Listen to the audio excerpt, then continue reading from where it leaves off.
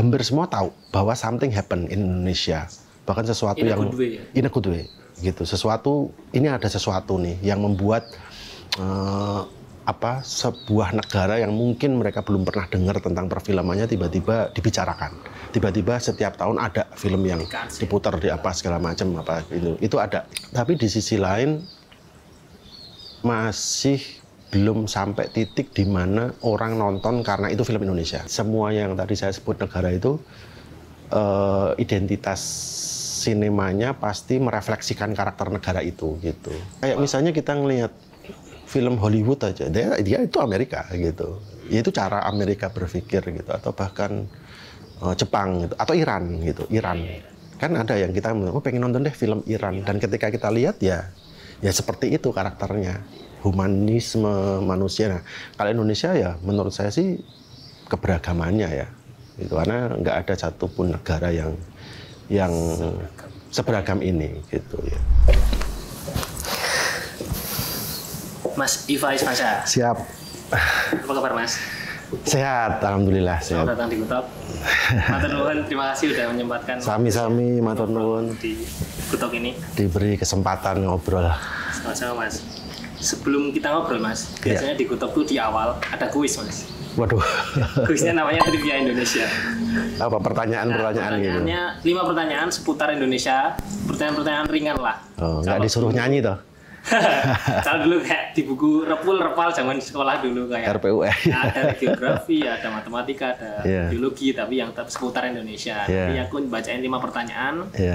Mas Ivan jawab, nanti kita review seberapa luas pengetahuannya atau seberapa GNFI-nya Mas Ivan. Itu zaman SD paling, waduh kalau udah ngapalin RPUL itu paling stres. Oke, siap Mas? Siap. Kita mulai. Yang pertama, manakah kota berikut ini yang jaraknya paling jauh dari Jakarta? Dari Jakarta. A. Beijing, B. New Delhi, atau C. Jeddah?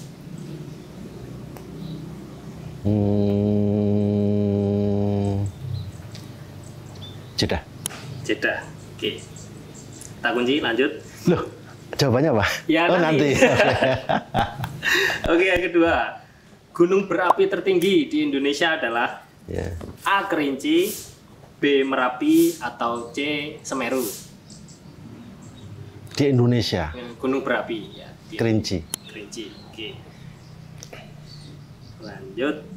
Berikutnya, di manakah letak kerajaan Singosari? A. Malang, B. Mojokerto, atau C. Tuban? Jawa Timur ini. Ya, pilihnya juga Jawa Timur semua, Mas. Malang, Mojokerto, atau Tuban? Malang. Oke, Malang. Kita kunci.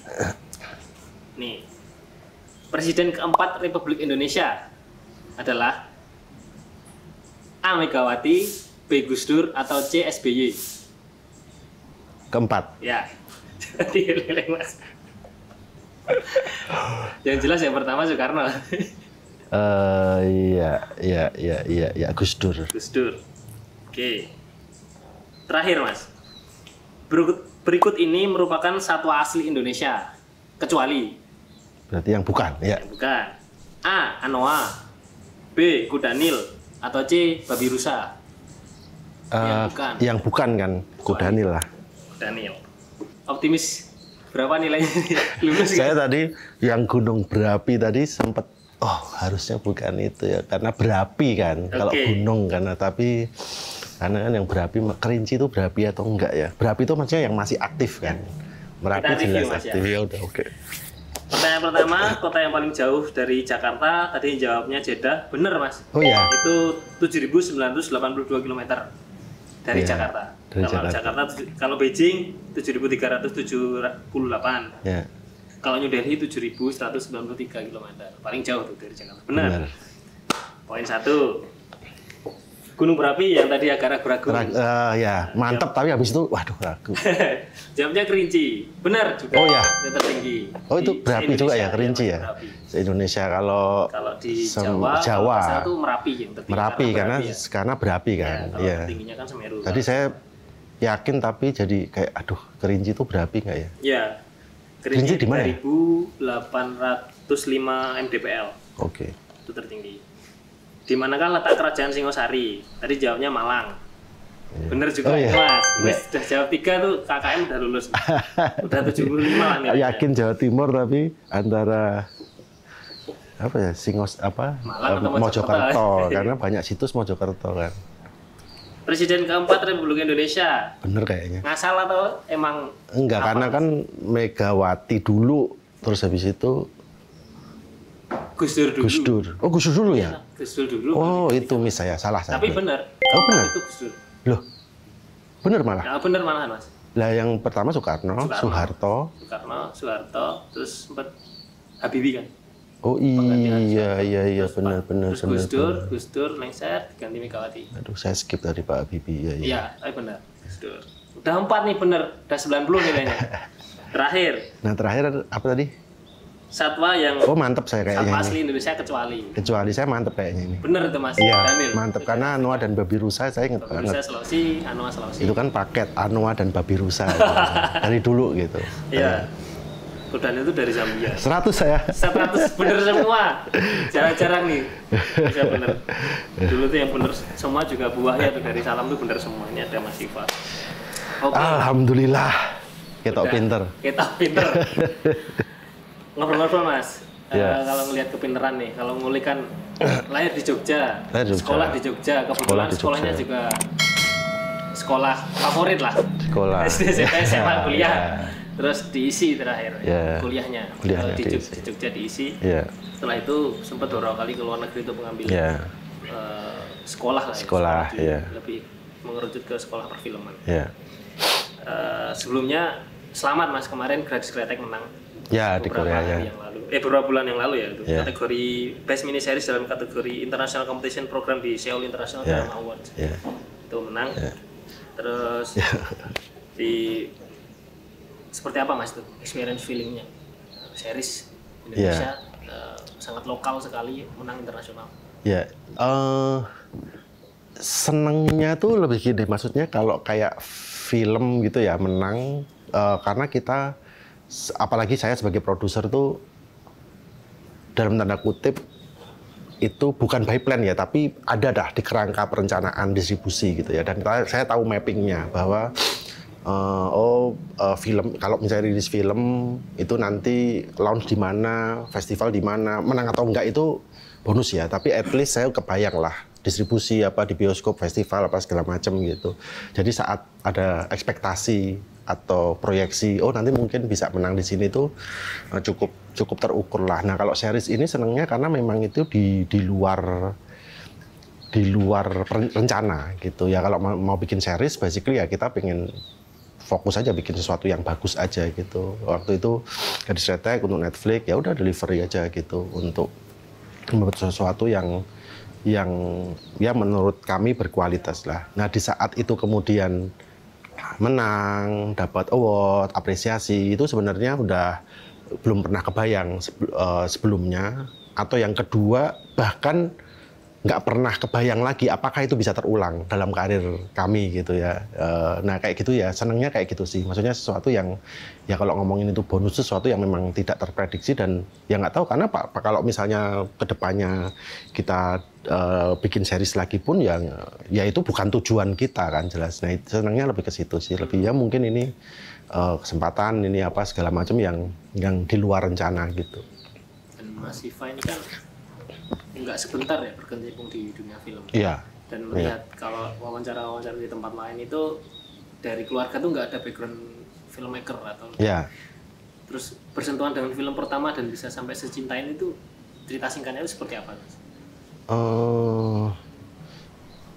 Bener sih bahwa saya lahir di sebuah keluarga yang ya mungkin bisa dibilang Jogja pada umumnya ya, maksudnya kayak ya orang tua pegawai negeri, ibu saya kerja juga gitu perawat, terus kemudian saya diarahkan untuk akademis gitu dan sebagainya gitu sampai titik sampai itu titiknya mungkin di SMA secara nggak sadar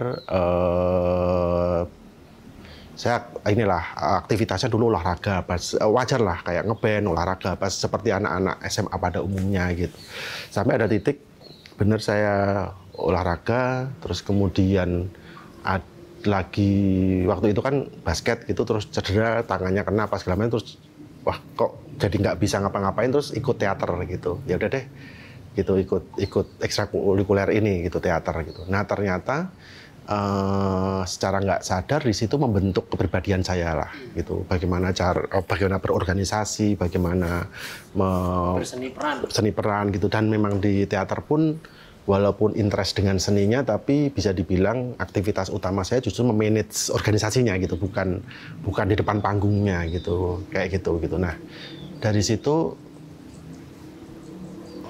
kemudian lulus SMA, ternyata karena aktivitas saya yang kebanyakan juga non-akademis itu membuat susah dapat sekolah lah waktu itu gitu. Maksudnya ya bayangin aja, saya ranking 42 dari 42 orang gitu. Saya memang pertama paling belakang gitu, yang ya memang setahun nggak dapat sekolah dan sebagainya secara akademis gitu. Jadi memang di masa SMA yang lebih berkembang non-akademisnya gitu. Tapi saya punya banyak teman, saya punya banyak komunitas seni dan sebagainya gitu, sampai akhirnya nggak dapat sekolah dan dapat informasi gitu bahwa di ISI itu ada loh jurusan yang kayaknya paling gampang deh masuknya gitu. Maksudnya paling gampang tuh kalau yang lain kayak seni, gitar atau teater atau kayak gitu, ngelukis apa segala macam itu kan skillnya ya kalau saya baru belajar di saat itu ya pastilah gitu, nggak kejar, dan mungkin saya memang tidak begitu berbakat di situ,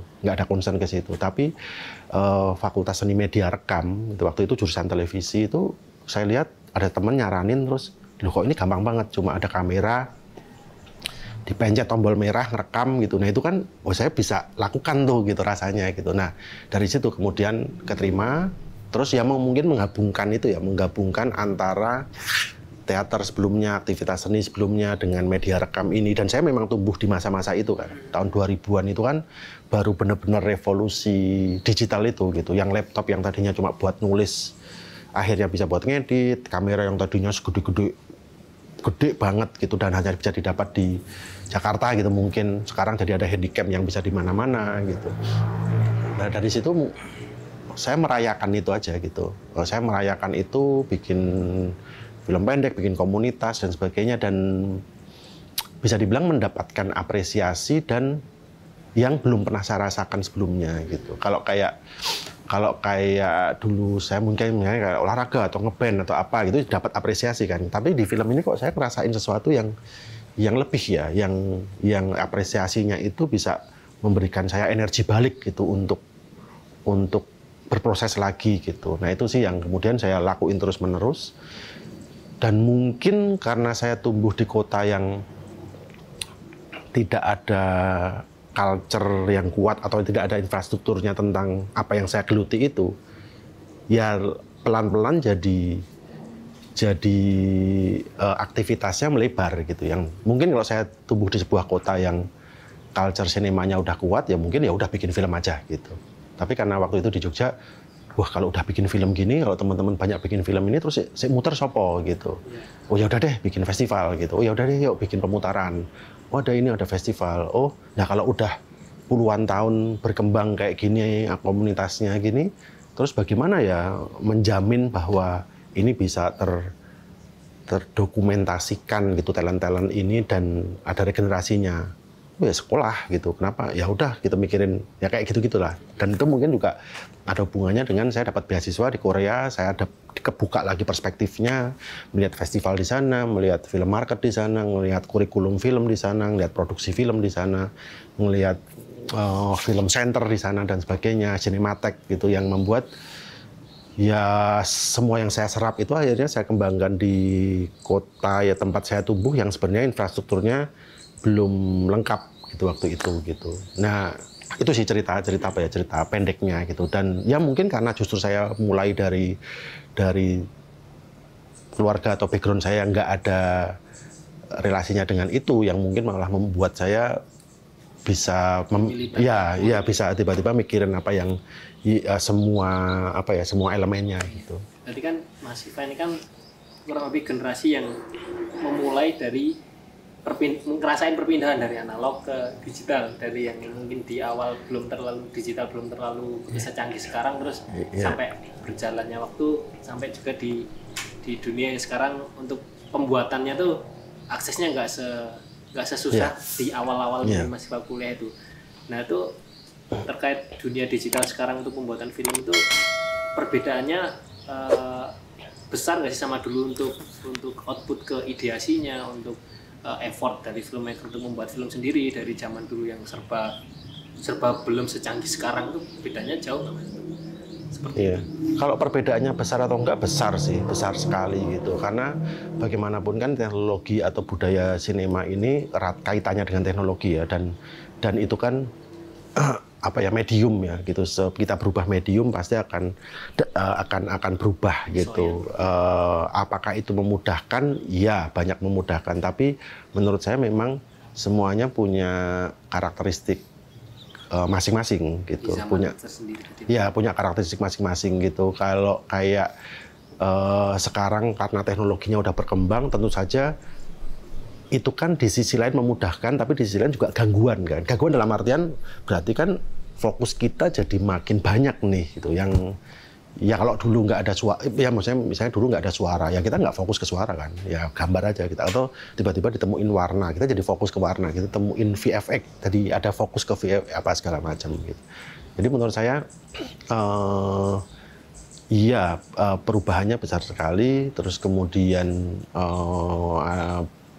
karakteristiknya jelas medium yang berbeda gitu, terus dan bukan hanya produksinya saja ya, tapi juga berimpact pada pola promosi, distribusi gitu, yang dulu gitu, misalnya dulu produksi aja gitu, nggak tahu ditayangkan di mana, nggak tahu di mana, ya sekarang harus justru itu yang harus dipikirkan. Bahkan kalau bicara sama anak-anak muda sekarang, mereka tertarik banget untuk langsung ngomongin marketingnya, promosinya, apa segala macam, packagingnya gimana, daripada ngomongin esensinya, ceritanya, kreatifnya, gitu kayak gitu. Jadi saya nggak bilang mana yang lebih baik, karena itu memang akan selalu seperti itu ya perkembangan ya gitu. Beriringan terus ya. Ya jadi ya menurut saya, tapi hampir semua generasi pasti mengalami transisi sih, karena teknologi itu kan cepat banget ya berkembangnya. Ya kebetulan di saya dari analog ke digital, tapi yang digital aja pasti ada generasi yang ngalaminya. Setiap generasi punya pasti zamannya sendiri-sendiri. Ya, zamannya dan tantangannya sendiri-sendiri. Oh ya, kan nyambung ke alat tadi. Karena sering ada tulisan gitu, kamera is just a tool, idea matters. Nah, menurut Mas Iva ini, itu seperti apa Mas untuk penjabarannya, relevansinya di dunia film dengan kalimat itu? Iya, kalau secara general iya, bahwa bagaimanapun kamera ini alat atau medium atau tools untuk menangkap esensinya, menangkap emosinya gitu. Tapi sebenarnya semakin kesini sebenarnya medium itu atau tools itu juga bisa untuk mengeluarkan emosi gitu misalnya gitu. Kalau dalam konteks film adalah mengantarkan emosi gitu atau cerita gitu. Kalau misalnya kita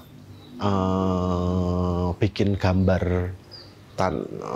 gambar gitu, potongan-potongan gambar, senja, matahari terbenam, kita kasih musik yang pas dan sebagainya, itu juga emosi gitu. Jadi atau bahkan karakter kecil cuma jalan siluet gitu, kasih musik, itu juga emosi, dan itu dominasinya kan sebenarnya teknis gitu, kameranya itu gitu. Nah terus bagaimana kemudian ketepatan teknis gitu ya antara pixel, kemudian color, warna apa gitu, terus dengan audio yang bagus, mixing yang bagus, itu juga mengantarkan emosi gitu. Jadi sebenarnya semuanya berkaitan, dan yang ya kreator yang berhasil adalah kreator yang bisa merangkai itu sesuai dengan porsinya gitu. Kombinasikan itu, bisa memakai alat. Iya benar. Menyampaikan emosi dari itu tadi ya. Iya benar. Dan Mas Iva kan tadi nyebut pernah dapat beasiswa di Korea, di Busan ya. Iya. Terus juga sering lah mengikuti festival-festival luar negeri. Iya. circle-nya kalau anak sekarang, circle-nya atau circle-nya kan pasti juga kalangan filmmaker atau sineas luar negeri juga, dan pasti nggak sebentar berkomunikasi dengan mereka. Nah, kritikus luar atau mungkin filmmaker besar di luar itu kan pasti memandang ekosistem di Indonesia perfilman seperti apa. Nah, mereka tuh memandang kita secara ekosistem filmnya itu seperti apa? Apakah sehat atau ini Indonesia adalah masa depan film dunia atau seperti apa, Mas? Mereka atau enggak? Sebenarnya kalau di titik sekarang gini, perkembangannya memang sedang bagus sekali Indonesia gitu. Artinya secara market terutama ya gitu. Market, penonton balik lagi, belum ada satu negara yang balik ke titik seperti sebelum pandemi gitu. Kayak Jepang belum balik, Korea, India apa segala macam, Cina gitu. Indonesia udah. Gitu. Artinya kayak penontonnya ya gitu. Terus kemudian kita juga habis mecahin rekor penonton di Indonesia secara market share gitu. Tapi gini, hampir semua tahu bahwa something happen in Indonesia, bahkan sesuatu in a good way, gitu. Ini ada sesuatu nih yang membuat sebuah negara yang mungkin mereka belum pernah dengar tentang perfilmannya tiba-tiba dibicarakan. Tiba-tiba setiap tahun ada film yang diputar di apa segala macam apa itu ada gitu. Dan tapi di sisi lain masih belum sampai titik di mana orang nonton karena itu film Indonesia. Kalau kebetulan mereka mencari film dan kebetulan itu film Indonesia, ya karena itu film yang bagus. Good film is good film gitu.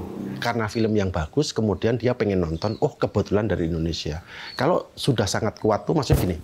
Tapi kedepannya harapannya ya memang mudah-mudahan sampai di titik di mana orang pengen nonton karena film itu film Indonesia. Misalnya Jepang, Korea, Cina, Thailand saya juga nggak begitu yakin gitu. Saya udah sampai di titik itu gitu. Karena di segmen tertentu iya, tapi kalau misalnya gini, pengen nonton film Korea gitu. Ya karena memang itu film Korea. Pengen nonton film India, pengen nonton film Cina, film Hong Kong, Taiwan mungkin gitu. Atau pengen nonton film Hollywood gitu. Nyarinya aja udah film. Jadi subjek ya. Film Hollywood. Bahkan habis itu baru mereka memetakan, oh iya, ini deh. Nah, di titik sekarang masih belum di titik yang nyari film Indonesia gitu. Nah, itu artinya ya hanya kita yang bisa untuk nge-push itu agar film Indonesia dipresentasikan seperti itu. Dan hampir semua film yang negara yang tadi saya sebut itu juga yang tadi saya sebut itu diperjuangkan oleh negara itu sendiri awalnya gitu. Ada penjualan, ada distributor yang bagus, ada sales yang bagus, ada studio atau investor apa segala macam yang mendukung perfilman Korea distrategikan, kemudian sampai di titik di mana orang nyari film Korea gitu. Kalau Indonesia apakah sudah mengarah ke situ atau paling sedikit agak lebih jauh lagi nih masih jalannya gitu. Sekarang 5 tahun ke depan lah. Sudah mengarah, tapi saya belum yakin bahwa ini benar-benar distrategikan. Gitu. Misalnya kalau kayak Korea kan kelihatan banget ya, bahwa itu adalah bagian dari strategi kebudayaannya gitu. Hubungannya ke makanan, ke culture, ke K-pop-nya, ke apa segala macam gitu. Jika nonton series Korea tuh pasti di situ ada scene makanan. Ya, atau apa gitu. Ya kemudian ketika restoran Korean food jadi banyak, otomatis pertaniannya jadi maju karena dibutuhkan bumbu-bumbu itu atau dibutuhkan apa segala macam. Ya, distrategikan karena mereka juga negara yang dia menggunakan sekali teknologi dan sebenarnya negara kecil kan, yang mungkin dalam tanda kutip justru tidak punya apa-apa dalam konteks kayak Indonesia kan kita justru selalu merasa kita itu negara yang kaya, ada ini tambang sumber daya alam. Kalau mereka justru enggak, ini kita penting banget pop culture ini, kalau enggak atau teknologi ini gitu, merek mobil, elektronika apa segala macam gitu. Jadi memang itu yang distrategikan gitu. Ya karakter negaranya memang beda gitu. Dan ya semua yang tadi saya sebut negara itu identitas sinemanya pasti merefleksikan karakter negara itu gitu. Dan itu apakah teraplikasi ke negara lain juga bahwa sinema itu merepresentasikan negara selain Korea mungkin? Iya sih, kayak misalnya kita ngelihat film Hollywood aja, dia itu Amerika gitu. Itu cara Amerika berpikir gitu, atau bahkan Jepang gitu, atau Iran gitu, Iran. Kan ada yang kita pengen nonton deh film Iran, dan ketika kita lihat ya seperti itu karakternya, humanisme manusia. Nah, kalau Indonesia ya menurut saya sih keberagamannya ya, itu karena nggak ada satupun negara yang seberagam ini gitu ya. Terus ini Mas tentang dikotomi atau pengkotakan terkait film komersial tuh harus gini, art cinema tuh harus gini. Terus itu kan walaupun udah jarang tapi masih ada masih obrolan tentang itu. Masih. Gimana itu mengkomunikasikan ke industri di Indonesia gitu? Atau mungkin lebih kecil lagi ke komunitas-komunitas paling bawah ke lokal-lokal. Karena kalau ngelihat contohnya film Parasite tuh Mas, art cinema box office menang film terbaik juga. Nah itu apakah itu nanti akan melebur atau perlu ada komunikasi khusus terkait nggak perlulah mengkotak-kotakan atau tujuan kita lihat tujuannya dulu atau seperti apa mengkotakan ini. Ya saya juga setuju sih bahwa sebenarnya nggak terlalu penting mengkotakkan gitu, walaupun pada kenyataannya ya sampai kapanpun bentuk film pasti akan berbeda antara mainstream sama yang arus alternatif gitu, arus pinggiran gitu. Nah cuman kalau mulainya dari mana, karena itu hubungannya dengan literasi sinema sih. Jadi kalau kayak gitu mungkin hubungannya dengan ya di pendidikan dasarnya dari anak-anak gitu, dari kurikulum memang udah dijelaskan ada film tuh berbagai macam kepentingannya apa. Jadi pas dia tumbuh itu ya persepsinya udah seperti itu. Ya kayak misalnya saya kenal beberapa teman dari Eropa, dari Prancis, dari Jerman gitu, yang bahkan dia bukan orang film gitu, dia insinyur, arsitek, apa segala macam zaman kuliah gitu ya dia melihat film ya nggak kayak gitu. Maksudnya karena apa ya? Karena memang dari kecil sudah biasa ke museum, ke festival, dari anak-anak dibawa ditontonin film-film yang beragam gitu, yang akhirnya pas tumbuh ya udah mau dia bukan di film aja ya masih seperti itu gitu. Tapi kan di sisi lain untuk negara yang segede Indonesia itu kan memang perlu PR-nya lebih besar lagi ya. Terus kemudian mungkin jadi bukan ketika itu literasinya tidak sejak dini itu ya berarti memang ya itu fungsi mungkin kritikus media apa segala macam gitu. Tapi secara bentuk memang menurut saya ya akan selamanya yang mainstream ya akan mainstream gitu, apalagi yang sidestream ya akan sidestream, karena majority hubungannya dengan penyebaran layarnya itu ada di titik mana penonton Indonesia, film Indonesia itu yang nonton karakter yang seperti apa, karena pasar apa sih akan mengikuti kebutuhannya gitu. Oke. Dan Mas Siva ini kan tadi yang gue bilang muncul kickstart pertama di dunia perfilman di kuliah tadi itu kan untuk ekosistemnya kan belum semasif sekarang. Kita ngomongin lokal, kita ngomongin Jogja terutama. Dunia perfilman Jogja itu kan ekosistemnya belum semasif kayak sekarang. Melihat geliatnya Mas, mungkin 5 tahun terakhir, sekarang, dan di masa depan geliat lokalitas dimulai mungkin Jogja dan secara lokal-lokal di luar Jogja juga seperti apa Mas masa depan Mas? Di Jogja ya? Jogja ya sebenarnya kalau ngelihat Jogja pasti harus ngelihat culture seni yang lain ya. Kalau ya apalagi yang lebih jauh lebih tua gitu, misalnya seni pertunjukan, seni visual gitu. Visual mungkin jauh lebih ini lagi gitu. Nah, film juga pasti akan seperti itu gitu. Di sisi lain ada gitu arus-arus yang sangat tradisional ya, mau sekarang kondisinya sekontemporeri apapun ya tetap ada seni tradisi. Tetap ada pertunjukan ketoprak, tetap ada mau seperti apapun ya tetap ada lukisan yang dekoratif. Misalnya seperti itu, walaupun disisipi ke tradisional. Ya ragamnya itu tetap seperti itu gitu. Nah, bentuk-bentuk cara bertutur di film itu kan kalau di Jogja juga seperti itu gitu. Tetap ada teman-teman yang membuat film dengan cara yang konvensional gitu. Dan apakah itu, saya nggak bicara mana yang baik mana yang buruk ya, karena itu hubungannya sama selera gitu. Kurasionalnya bukan di baik yang mana yang baik mana yang buruk gitu, tapi ragamnya memang seperti itu. Ada teman-teman yang sangat fokus dengan cara bertutur yang sangat konvensional dengan gaya Jogja. Gaya Jogja itu misalnya gini ya, aktor, cara berdialog, gestur bertutur, cara bertutur ceritanya, visual, pacing, musik gitu. Ada yang sangat contemporary. Di pertunjukan juga seperti itu kan. Ada yang pertunjukan berbasis pada tradisi, ada yang udah sangat contemporary, panggung apa segala macam, main tata cahaya, olah tubuh dan sebagainya gitu. Jadi menurut saya akan selamanya seperti itu gitu.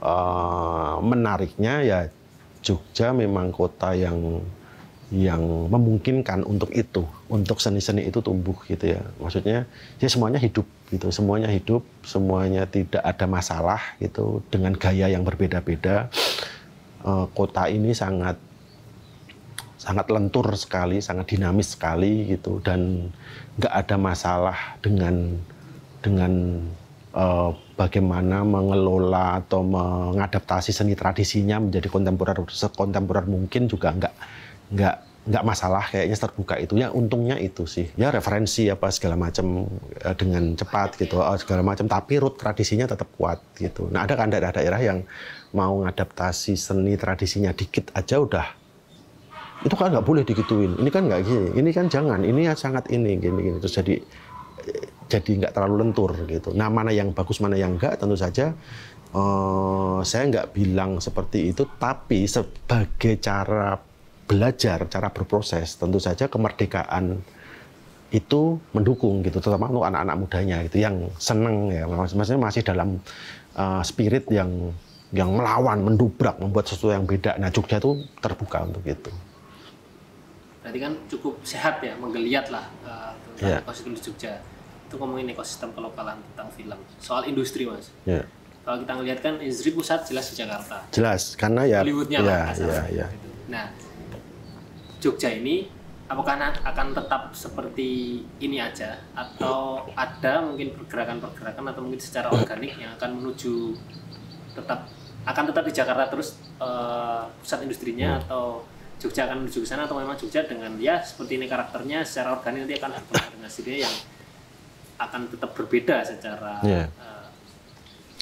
industrinya. Ya sebenarnya kan banyak ya, banyak contoh gitu ya, maksudnya antara LA dengan New York, antara Mekah, Madinah, apa segala macam, banyak kota-kota yang saling bersinergi dan saling melengkapi karena karakteristiknya masing-masing gitu. Kayak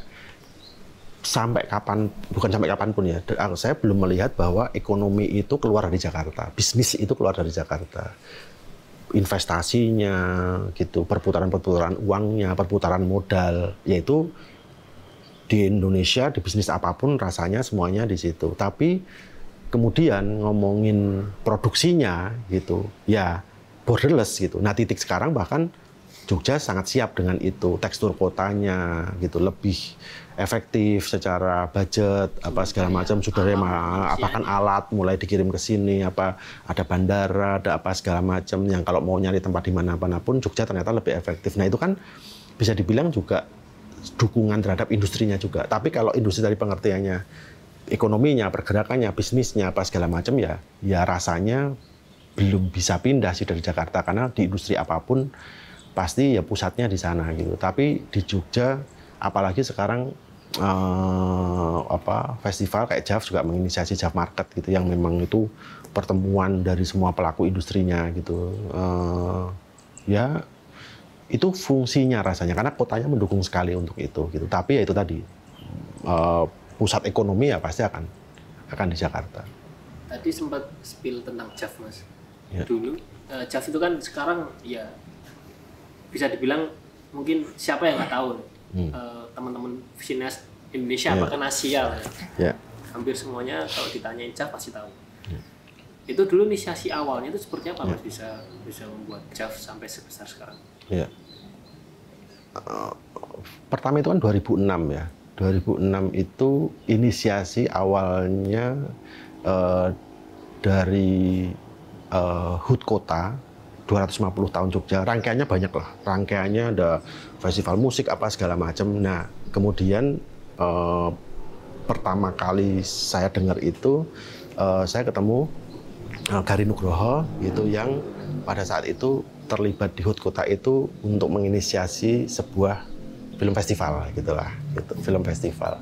Nah, saya ketemu udah dalam kondisi yang Jogja mau mengadakan film festival gitu. Nah, otomatis yang ditemui adalah pelaku komunitas yang ada di Jogja. Sebelum gitu. itu, maaf dipotong. Sebelum itu udah ada film festival di sebelum 2006. Udah ada di festival film dokumenter sudah berjalan, FFD udah berjalan 4 tahun apa 5 tahun ya. Ya, udah ada. Dan bayangan kita ya referensi bikin festival film di Jogja ya FFD gitu. Maksudnya karena kita di zaman itu ada bioskop gitu, tapi kalau ngomongin festival center kan kita punya taman budaya Sosietat itu gitu. Dan kita sering gitu datang ke FFD dan venue-nya di situ juga kayak gitu. Ada festival film itu. Nah, terus waktu itu inisialnya dari situ, dari Garin Nugroho, kemudian mengajak Philip Cheh itu Singapura yang memang mendirikan Singapura Film Festival waktu itu dan terlibat mendirikan Busan Film Festival gitu. Terus kemudian berpikir bahwa yuk kayaknya membuat film festival gitu. Nah, setelah itu saya kemudian ketika dikontak saya mengumpulkan ada 70 komunitas lebih gitu waktu itu gitu. Dan kesepakatannya adalah yuk kita bikin bareng-bareng, tapi kalau mau dibikin ya memang harus annual, jangan sampai hanya event aja gitu. Kayak event terus udah pokoknya malah justru semuanya sepakat lah yuk untuk membuat tahunan gitu. Dan kami setuju bahwa ini pilihannya adalah Asia karena memang hampir semua yang mau organize itu kan pembuat film ya. Itu saya gitu, ada Angginun, ada Ismail Basbet, ada Ajis, ada teman-teman yang lain gitu. Itu tuh memang semuanya pembuat film gitu. Bahkan waktu itu salah sedikit yang tidak membuat film itu komunitas si Dina Herlina Rumah Sinema itu. Waktu itu lebih ke apresiasi gitu dan sebagainya gitu. Nah, karena semuanya memang membuat film, jadi waktu itu kurasinya sesimpel ya memilih film Asia yang bisa kita jadikan referensi. Karena kan di titik itu susah ya untuk mendapatkan referensi film yang mampu kita bikin lah dengan dana, dengan alat yang terbatas dan sebagainya. Jadi awalnya ya tidak punya visi yang sebesar ini gitu. Nah, dari situlah konsistensi yang membuat itu. Jadi 2006, kemudian 2007, 2008 gitu benar-benar terus gitu sebagai festival yang berbasis pada forum komunitas gitu, yang menggerakkan itu komunitas dengan memutar film yang ya kita juga nggak bisa gitu bayar screening fee apa segala macam gitu. Ya mulai terasa berkembang ya ketika ini konsisten gitu. Konsisten setelah 10 tahun gitu. Beberapa kali hampir struggling gitu pelaksanaannya karena selalu hubungannya sama bencana kan. Pas pertama udah hampir gagal karena gempa bumi.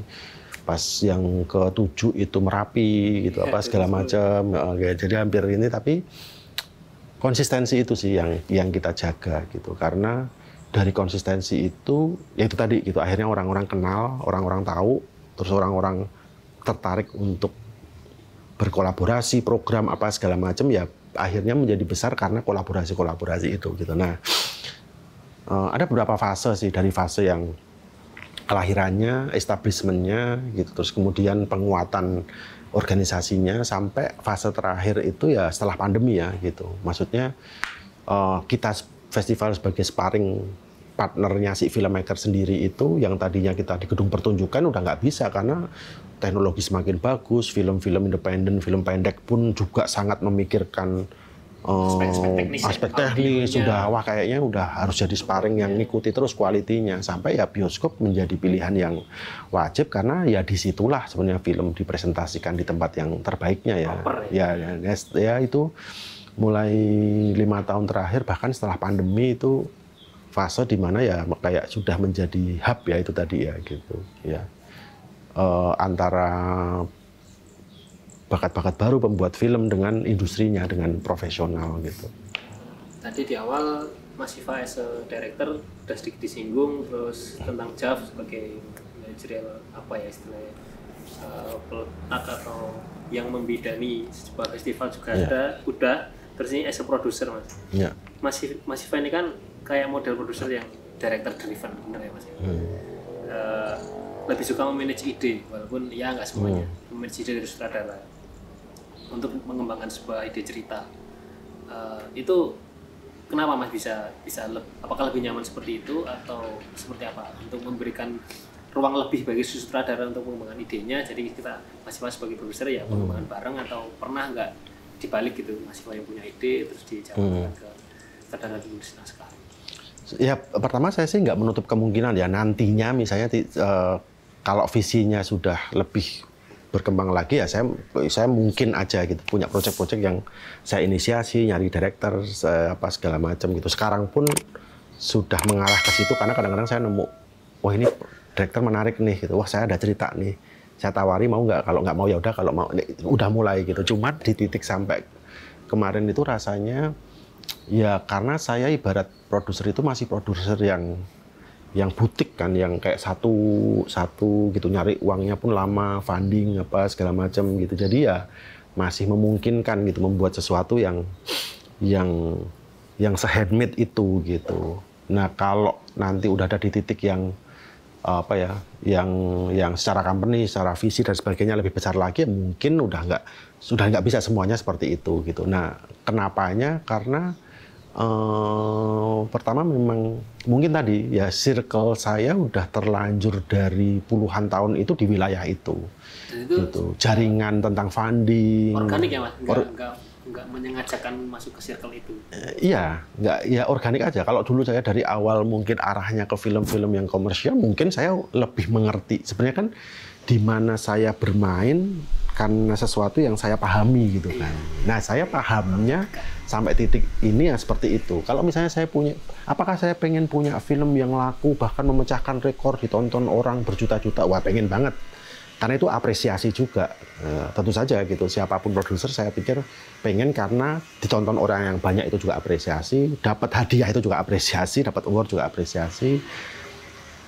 Tapi kan saya masih perlu belajar lagi, saya masih perlu gimana ya promosinya, gimana ya cara mempackaging proyeknya ketika saya masih punya banyak PR lagi gitu. Jadi saya pun, apakah saya pengen suatu saat kayak gitu? Ya pengen dong gitu, tapi kan saya masih harus banyak yang saya kejar, saya pelajari. Nah, begitu yang tadi director driven, ya so far itu sudah secara organik saya ada di situ gitu.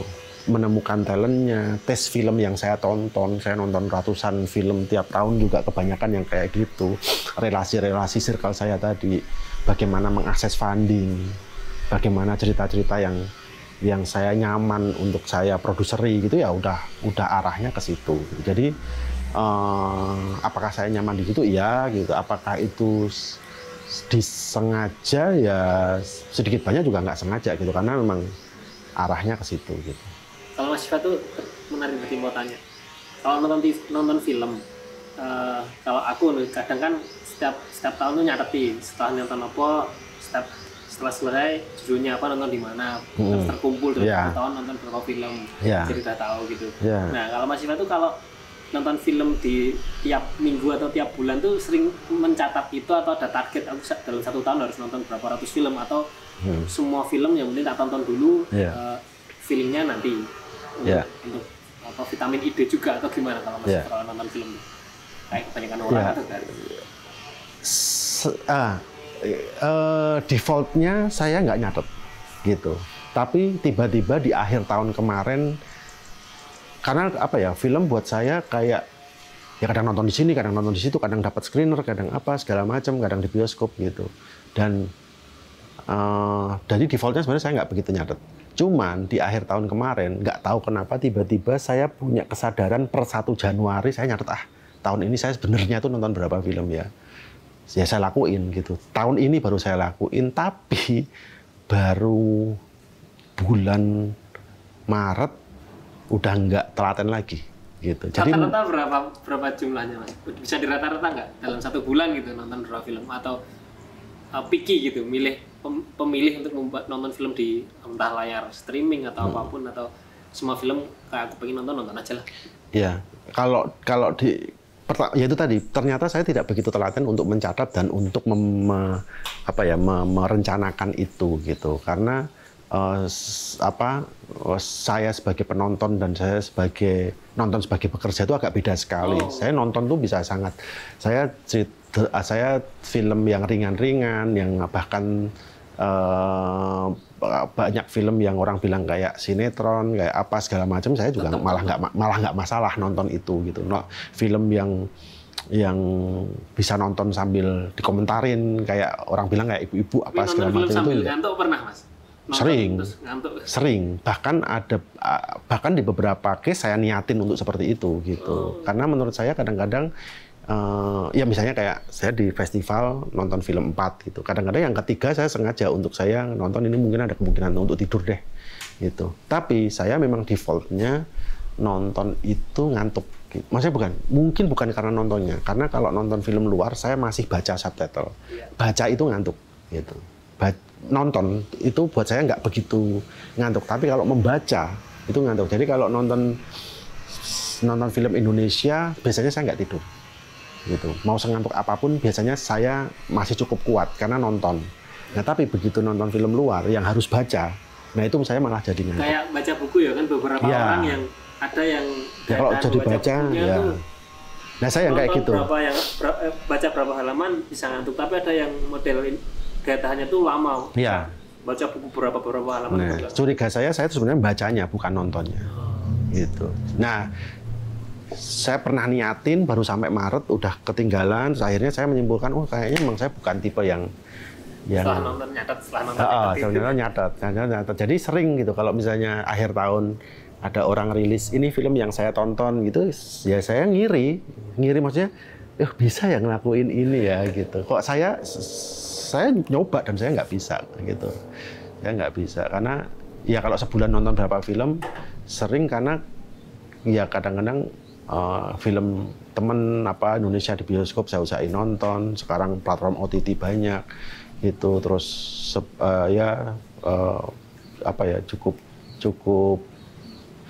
cukup sering lah gitu. Tapi kalau menjadi seorang sutradara film yang baik tapi relatif yang baik itu kayak gimana? Apakah harus sebanyak mungkin nonton film, Mas?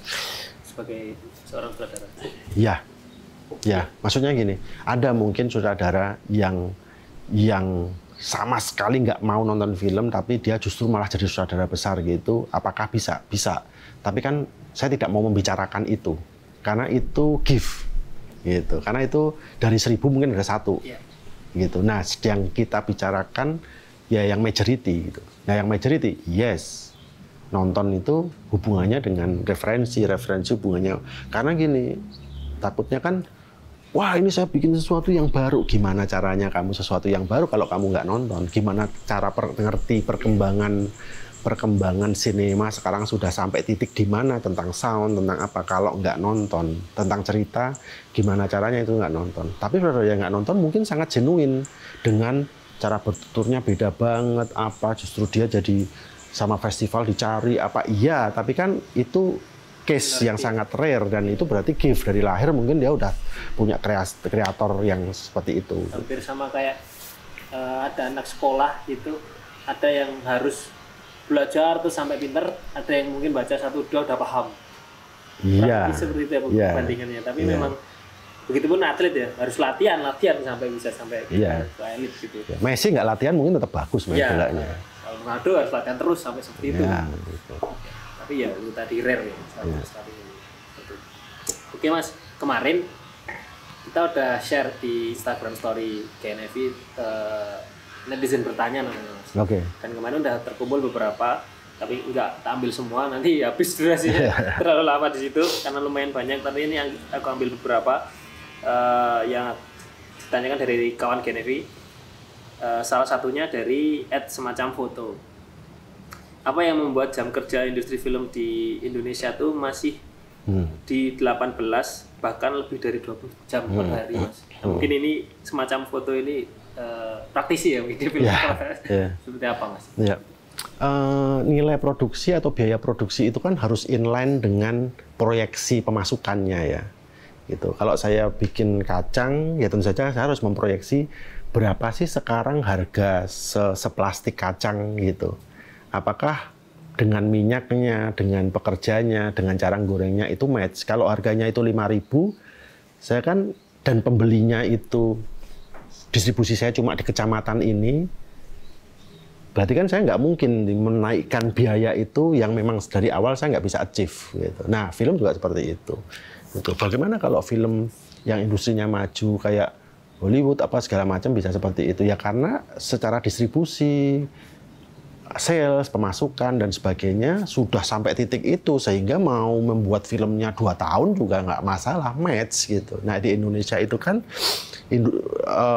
marketnya cukup besar karena penduduknya besar ya. Kalau penyebaran bioskop dan sebagainya masih belum merata, tapi marketnya ada dan besar. Tapi ya kebanyakan film ya marketnya di Indonesia gitu, yang memproduksi film tidak boleh dari nilai sekian gitu. Karena nah untuk meng-achieve itu ya kadang agak maksa gimana caranya itu di-achieve. Banyak sekarang udah mulai kondisinya lebih baik gitu. Produser-produser yang mematchkan cerita dengan itulah gitu. Ya udah kita membuat cerita yang di lapangan tuh syuting sehat gitu. Ya, dan itu sudah banyak kok gitu. Maksudnya di asosiasi saya apa segala macam semuanya udah sangat sadar. Tapi kan produksi film ratusan ya, banyak ya yang bisa jadi atau bahkan juga ya di luar film ya, mungkin kayak ya sinetron, iklan apa segala macam, yaitu termasuk juga industri layar gitu. Tentu masih ada yang melakukan itu karena proyeksinya. Nah, kalau misalnya itu sudah semakin baik, penonton market share-nya semakin gede, dapat 3 juta penonton tuh makin gampang gitu. Jumlah tiket bioskop tuh mahal. Tiket tuh murah loh di Indonesia. Gitu. 5.000, 4.000. Iya, dibanding dengan di luar yang mungkin rata-rata 100-an ribu atau Singapura gitu. Itu tuh nonton bisa 200.000, 100.000, berapa dolar gitu. Biasa ya? Ya gitu, dan untuk dapat 1 juta tuh masih susah di Indonesia. Nah, kalau udah sampai titik penyebar ya jumlah layar di Indonesia untuk negara seperti ini aja jumlahnya masih kurang lebih hampir mirip dengan di Beijing dan sekitarnya. Di Cina itu misalnya, atau ya kayak gitu-gitu. Nah, kalau itu udah merata bisa jadi ya memang kondisinya, dan ya mungkin penyebaran bioskop udah sampai titik kayak penyebaran minimarket ini gitu. Ya bisa jadi kondisi industrinya juga makin baik gitu. Jadi itu nggak bisa, harus siap sih industrinya, nggak bisa melompat tiba-tiba udah deh kita kerjanya gitu. Nah, kalau udah dan itu kan hubungannya sama serikat pekerja, hubungannya dengan kru, hubungannya sama produser. Nah, ini bahaya kalau masing-masing hanya pengen menunjukkan powernya gitu ya, karena ini harus sinergi terus dengan penonton, dengan market gitu. Juga terkritik tentang ini sistem kerja gitu, dan kita masuk ke tambah sih ini tentang inklusivitas dalam produksi film di lokal. Sekarang seperti apa Mas kondisinya? Ya, saya sih harus bilang ya bahwa semakin kesini, bukan hanya film sebenarnya, tapi film kena impact-nya, semakin kesini kondisi semakin lebih baik. Lebih baik, tapi masih anomali dalam konteks itu hanya karena kesadaran si community-nya gitu, bukan karena sistem gitu. Misalnya ya kalau kita bikin film, kalau produsernya sadar tentang itu, concern tentang itu, ya tentu akan aware dengan itu gitu. Misalnya jumlah kru, mana yang perempuan, mana yang minority, mana yang inklusif dan sebagainya gitu. Tapi industrinya belum seideal itu secara sistem. Sistem itu maksudnya gini, oh kalau mau akses ini harus ada form yang diisi yang itu harus memenuhi itu, karakter perempuannya, pekerjaannya, apanya. Kalau nggak bisa dapat surat sensor gitu misalnya gitu. Nah itu kan berarti wah dari awal siapapun itu concern nggak concern, kalau produksi ya harus ngitung itunya gitu, ngitung krunya, siapanya, segala macam gitu. Nah sekarang itu kan belum seperti itu, karena itu juga tidak bisa semeloncat itu gitu. Tapi memang harus semuanya bersinergi bareng gitu. Tapi saya akui bahwa sekarang sudah banyak sekali yang sadar tentang itu, yang memberi ruang terhadap itu, termasuk subtitle film untuk inklusif, termasuk pekerja-pekerjanya gitu, memberi ruang di situ gitu, seperti itu, terutama terhadap kenyamanan bekerja gitu. Ya, saya masih akui bahwa film ini bagaimanapun masih industrinya laki-laki gitu. Maksudnya tuh ya kadang-kadang hubungannya dengan fisik, dengan jam kerja, hubungannya dengan kenyamanan, dengan apa segala macam, hubungan pada saat relasi bekerja dan sebagainya. Cuman sudah sangat banyak sekali yang sadar untuk memberi ruang nyaman dan aman itu gitu. Jadi kalau di luar negeri, di negara-negara maju filmnya itu secara sistem tuh sudah sampai ke tataran sedetail itu ya, untuk mendapatkan funding tertentu berarti dalam produksi ini harus memenuhi kriteria ini baru nanti Iya, kalau yang maju ya karena semuanya berbasis pada serikat pekerja.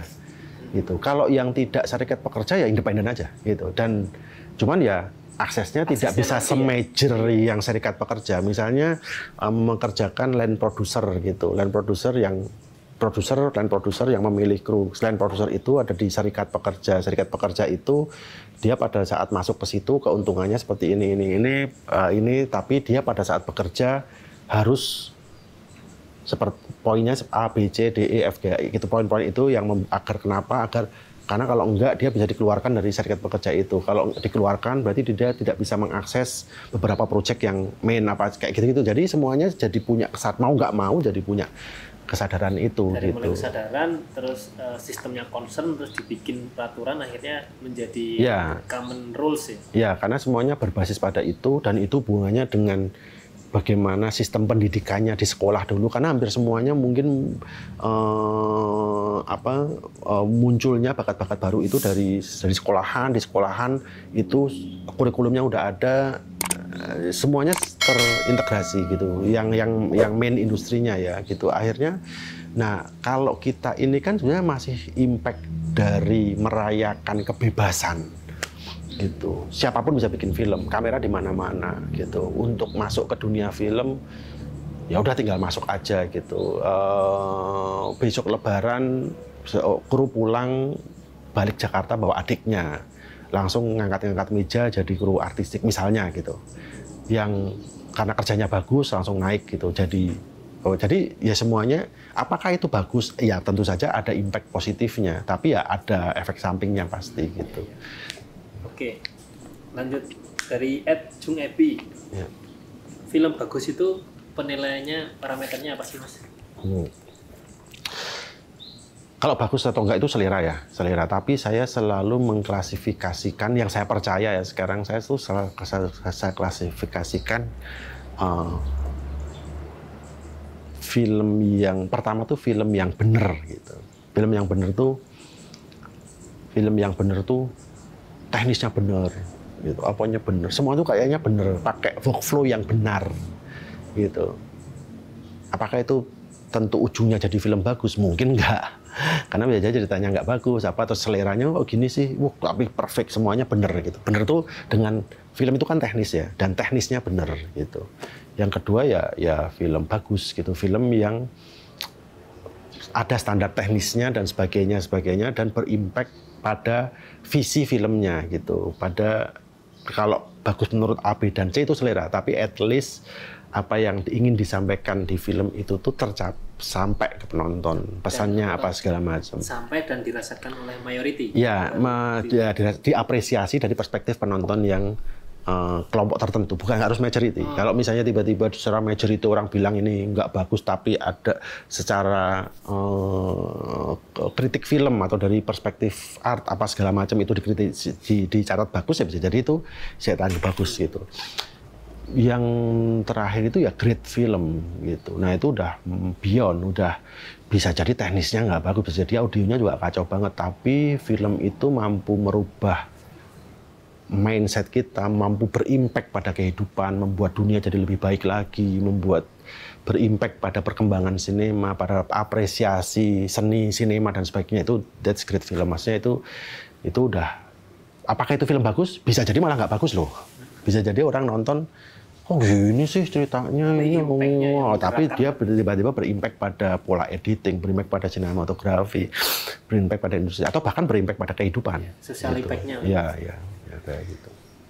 Oke, ini nyambung nih dari Art dan Degree. 3 film terbaik sepanjang masa menurut Mas Ivan. Waduh. Saya setiap ditanya ini, jawaban saya pasti akan selalu berbeda-beda gitu. Karena di situasi seperti apa konteksnya saya saat menonton itu gitu, atau bahkan sekarang pas ditanya gitu. Tapi Dan selalu saya balik ke sesuatu yang paling simple tapi misalnya saya selalu pengen sebut Tokyo Story gitu. Karena apa? Itu film sangat sederhana gitu, tapi berimpact yang besar sekali. Tentu saja ngomongin selera, saya pasti pengen banget sebut Koreeda Hirokazu, Nobody Knows, tapi susah saya nyebut itu karena film itu menurut saya ya tidak akan pernah ada kalau tidak ada Tokyo Story, misalnya kayak gitu.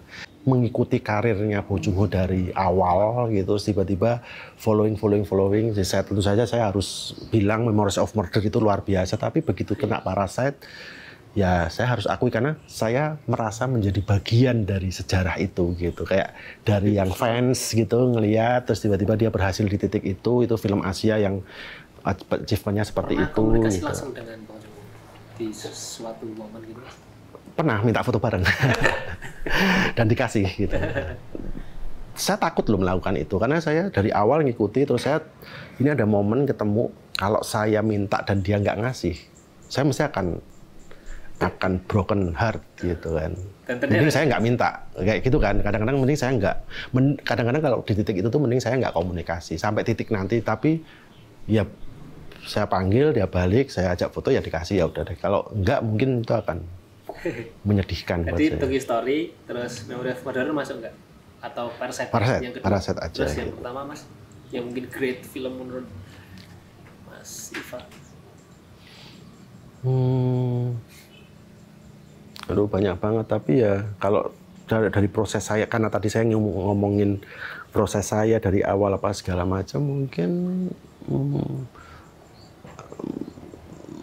In the Mood for Love itu luar biasa. Maksudnya itu pencapaian yang ya di generasi saya jadi standar yang tiba-tiba kita punya reference gitu, bagaimana membuat emosi ya gitu-gitu. Tapi di luar itu banyak banget film-film yang ada. Oke, tadi 3 Love Story, Parasite, In the Mood for Love. Baik, masih ada satu sih. Ini dari Ardiananda _ Ada seri selanjutan nggak Mas buat Gadis Kretek?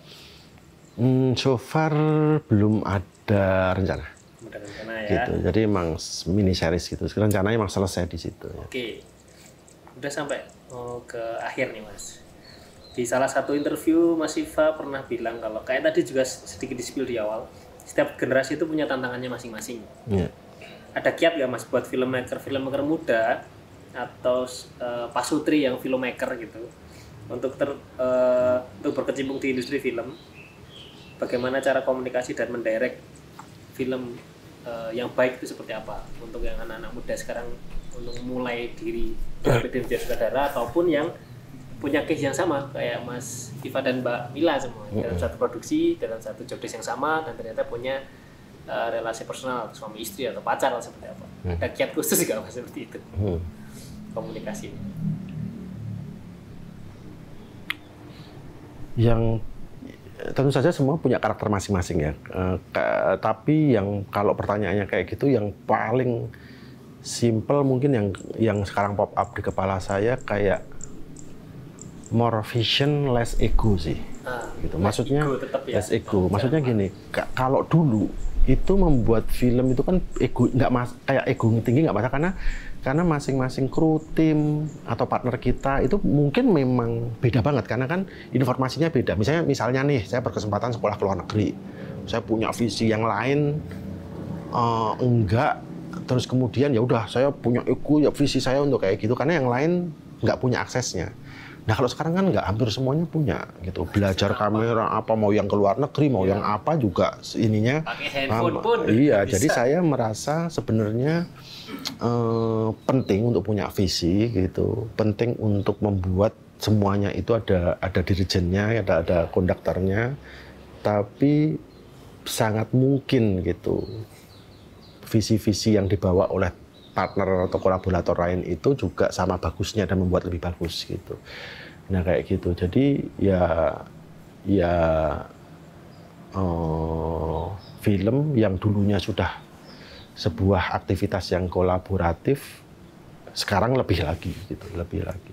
Bahkan bukan hanya dengan partner tim produksi di lapangan ya, tim promosi, marketing, apa segala macam gitu sudah dari awal biasanya terlibat gitu. Ya, sudah tidak hanya membicarakan konvensional terkait produksinya gimana, tapi distribusi itu juga paling penting juga. Salah satu hal yang paling penting dibahas dari awal.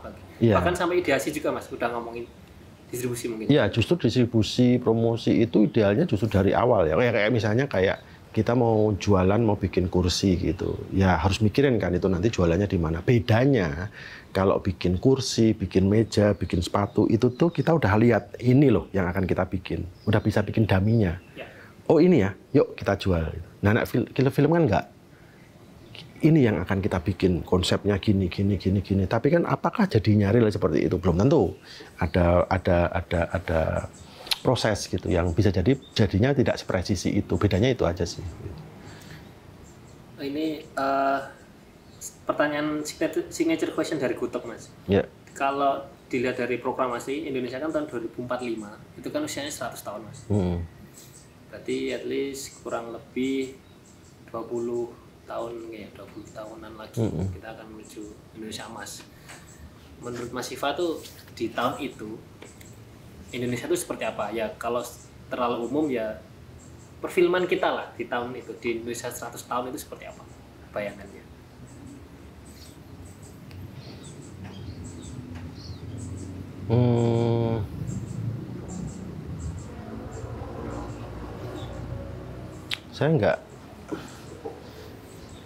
Saya nggak punya visi kenegaraan sejauh itu sih sebenarnya. Gitu. Cuman bayangan saya gini, film itu kan maksudnya gini, bayangan saya cuman apakah ini akan semakin tersenter, apakah ini akan semakin menyebar gitu. Nah, bayangan dan harapan saya sih banyak ruang-ruang lain yang itu bisa membuat film menemukan aksesnya gitu. Misalnya gini, kalau mau jadi pemain gitu, bayangan saya tuh sangat mungkin gitu tiba-tiba di Papua atau di Manado atau di mana langsung punya akses terhadap industrinya gitu. Karena casting udah ada platform video apa di sana, mungkin ada muncul sekolah film, muncul festival apa segala macam gitu, yang artinya untuk mendapatkan akses ke pusat ekonomi atau industrinya tadi itu seharusnya bisa lebih mudah gitu. Bayangan saya itu, terus kemudian distribusi juga sebenarnya sudah makin menyebar gitu. Ketika distribusi menyebar, keberagaman filmnya juga semakin banyak gitu. Ya, akses ke industri filmnya semakin kebuka lebar gitu. Jadi aktivitas membuat film itu sebenarnya udah bukan aktivitas yang ya itu normal-normal aja, tapi gimana caranya itu terdistribusikan dengan baik gitu. Tapi kalau balik lagi ke tadi tentang Indonesia emas apa segala macam, saya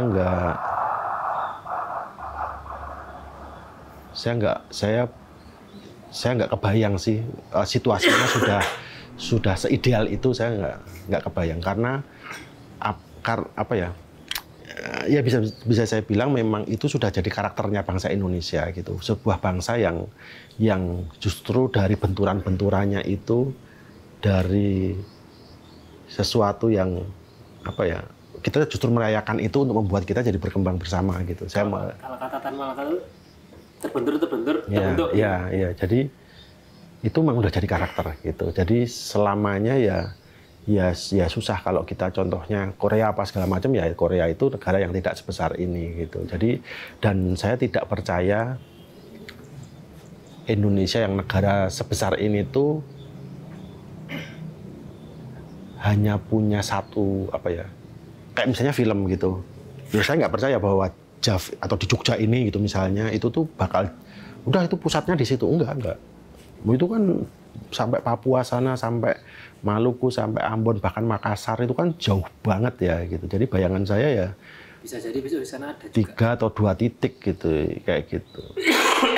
Ya logikanya waktu aja kita nggak bisa sama kok. Iya, benar. Itu waktu Indonesia Barat, Tengah, Timur gitu. Jadi saya ya membayangkannya tidak akan pernah gitu kayak semuanya itu jadi wah ini melebar dengan satu apa enggak, harus ada sesuatu yang memang seberagam itu sih. Iya. Tetap lokalitas tetap terus saja nggak apa-apa ya sini. Iya, dan itu malah justru kelebihannya. Nggak perlu harus menyamakan tersentralisasi sama gitu. Iya. Terakhir Mas, mimpi terbesar seorang Iva Isfansyah apa Mas?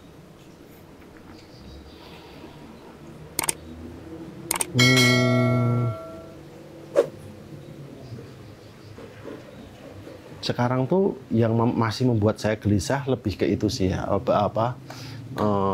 bagaimana ya jika apa yang sudah saya dan generasi saya lakukan itu tidak bisa terbaca gitu oleh generasi selanjutnya kapanpun itu gitu. Jadi bisa dibilang bukan mimpi saya, tapi harapan saya ada kita punya archiving yang bagus sih, gitu. Biar film-film saya, JAV apa semuanya yang ini tuh terarsip gitu, yang memang bisa diakses 100 tahun lagi. Pas generasi kita ini udah nggak ada semua. Gitu. Maksudnya saya kadang-kadang sangat sedih gitu melihat saya pengen akses film pertama Indonesia apa segala macam itu udah susah gitu. Nah berarti kan saya melihat, ya berarti yang saya lakukan ini. Tapi itu tadi bukan mimpi saya dalam artian saya mau mengerjakan itu, karena itu PR besar sekali, tapi lebih ke harapan saya ini semua terdokumentasikan dan bisa terbaca gitu sampai. Itu PR terbesar kita sih sekarang. Mas Iva Isfansyah, terima kasih Mas. Matur nuwun. Udah ngobrol banyak banget tentang film, tentang industri, tentang bagaimana ekosistem lokalitas dan film lagi itu kita bicarakan tadi. Semoga apa yang kita bicarakan ini bisa bermanfaat dan nanti bisa diserap lah bagi teman-teman nanti siapa yang nonton. Ya. Terima kasih Mas Iva waktunya. Ya, terima kasih. Sehat selalu. Bisa kolaborasi lagi di lain kesempatan. Ya, terima kasih waktunya untuk sharing-sharing. Ya.